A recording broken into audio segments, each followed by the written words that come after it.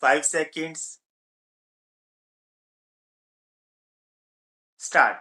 Madam Vice Chairman, I wish to raise before this House a serious and burning issue which is causing great concern in Indian society, namely the educated unemployed in India.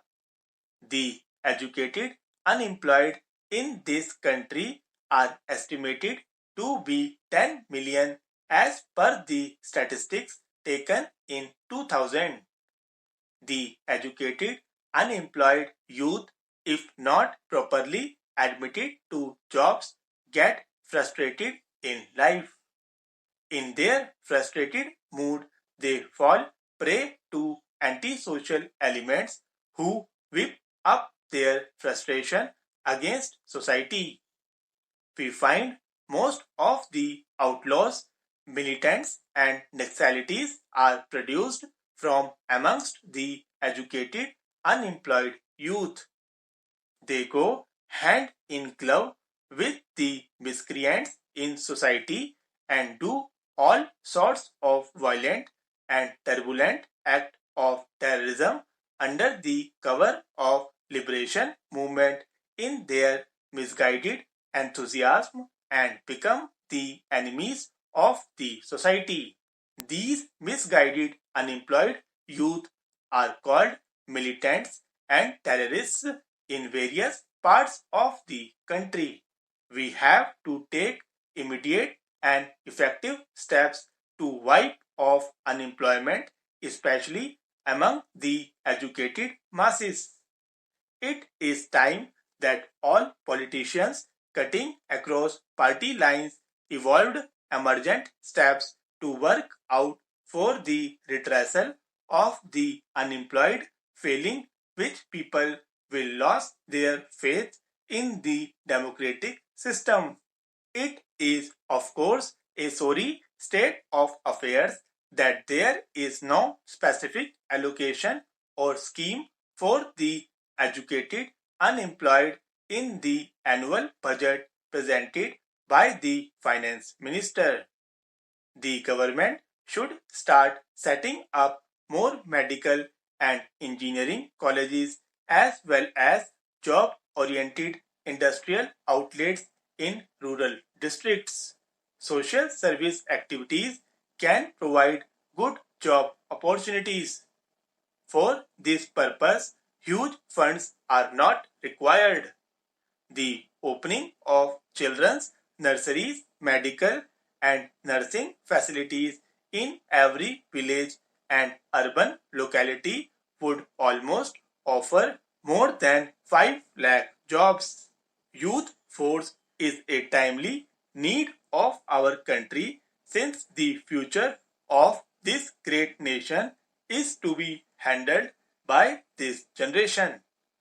It is suggested by experts that the government should think of creating a national service force for all able-bodied and unemployed citizens. The aforesaid national service may be further divided into 5 compartments for the satisfactory working of the scheme. First comes the education and scientific division. This branch should concentrate on adult literacy throughout the length and breadth of the country. Exploration of natural resources and their efficient utilization should be its motto. Agriculture should be further modernized by adopting agro-industrial technology. There should be development of renewable resources, propagate scientific attitudes for public and personal hygiene, and educate the public about civic responsibility through adult and mass education. Engineering and construction division has to look after the maintenance and repairs of canals, dams, public schools, hospitals, digging of tube wells and construction of solar and biogas plants and all public works wherever required. This category of persons should attend to conservation of soil erosion, maintenance of environment, reclamation of fallow and infertile lands and afforestation as well. The next division is civil administration. This should act as a ancillary force to the police to supervise city traffic and keep an eye on antisocial elements. Another division has to look after the health conditions of the public and their general fitness. This division should cater to the needs of the ailing public. There should be one cultural division which will rouse the artistic approach of the public and impart further knowledge under this scheme. Rural areas should be visited by them once or twice in a calendar year. They may educate the illiterate public in rural areas about economic plans regarding government loans and subsidy and impress upon them about unity and discipline and other social advancement and about family planning.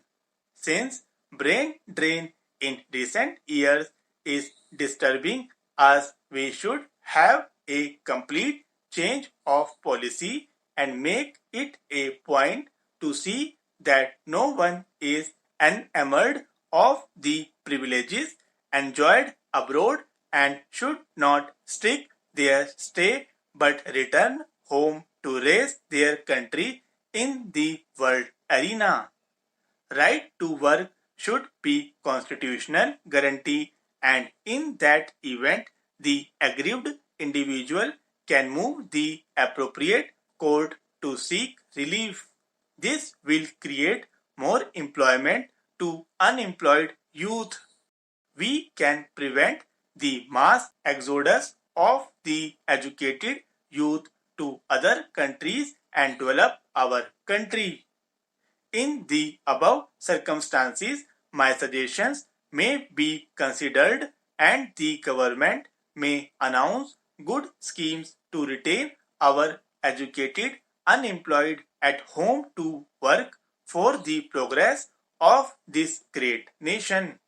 Having failed to export any of our products, having invested crores of rupees, we are now going back to the same thing as exporting iron ore, manganese ore, and we try to export our jute products so that we are going back to the same old stage even after making planning and development for the last 12 years.